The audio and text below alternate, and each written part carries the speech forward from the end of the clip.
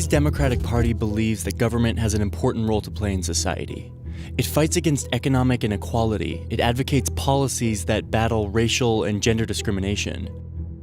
But it wasn't always this way. The Democratic Party was once the party of white supremacy, supporting slavery and the Ku Klux Klan. To understand how the party made such a huge shift, you have to go back to its origins in the mid-1820s, when it sprung up supporting the presidential candidacy of a popular former general, Andrew Jackson. Jackson was an outsider, challenging the political establishment and the elites of his day, and his critics disparaged him as a jackass. But Jackson embraced the animal as a symbol of determination, and donkeys started appearing in newspapers to represent him and his followers. In the 1828 presidential election, which saw record-breaking popular participation, Jackson won in a landslide victory. So his supporters argued that they, and not the old elites, represented the popular will of the country, and they started calling themselves the Democratic Party. Jackson's administration immediately began expelling Native Americans living east of the Mississippi River, an issue that defined the new administration. After he signed the Indian Removal Act into law in 1830, 5 large tribes were rounded up and forcibly marched into territories and camps further west.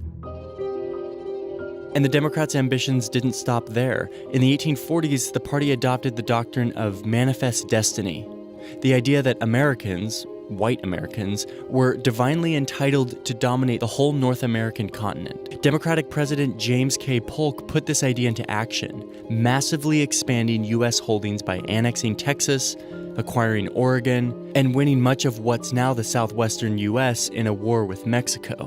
But soon afterward, national politics devolved into bitter controversy over whether new states entering the Union should be permitted to allow slavery.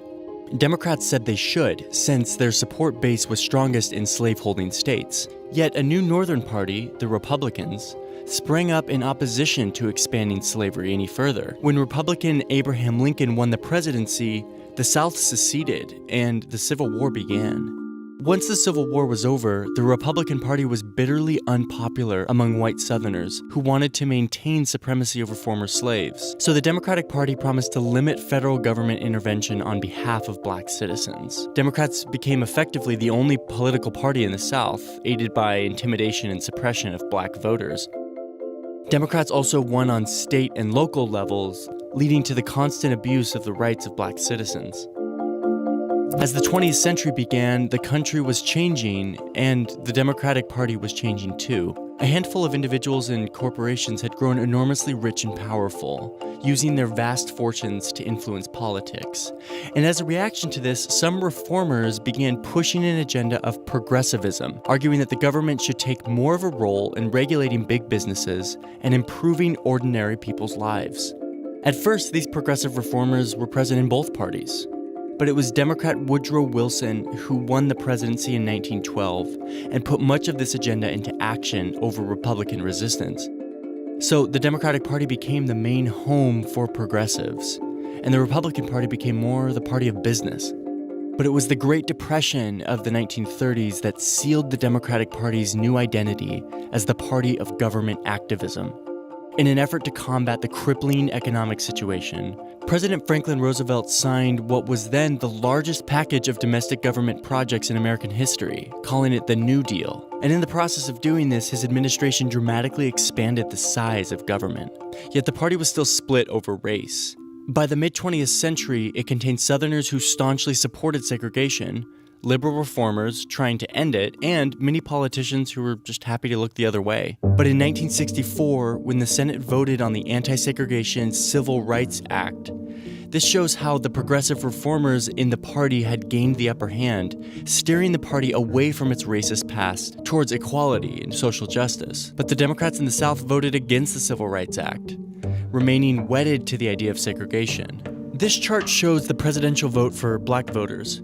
Around the 1960s, black voters who had already been moving towards the Democratic Party would begin overwhelmingly supporting the Democrats from then on, and conversely, the Republicans would take a huge hit among black voters. Meanwhile, white Southerners moved away from the Democratic Party they had been loyal to for so long, in part because of race, but also because of a suspicion of big government and a desire to defend traditional values against liberal activists. Democrats would go from dominating the South to losing almost all influence in the region. Thanks in part to this drop in popularity among white voters, Democrats started losing elections, often losing by huge margins. But demographically, the US is becoming an increasingly non-white country, and the Democrats have had a comeback thanks in part to minority voters. The huge influx of Hispanic voters has especially benefited Democrats. These demographic shifts helped the Democratic Party, once the advocates of white supremacy and slavery, to elect the first black president in 2008, showing just how much the party had changed over the years. Yet it's not entirely clear where the future of the Democratic Party will lie. But as America becomes more diverse, it's likely that the Democratic Party's appeal among minorities will continue to be its strength into the future.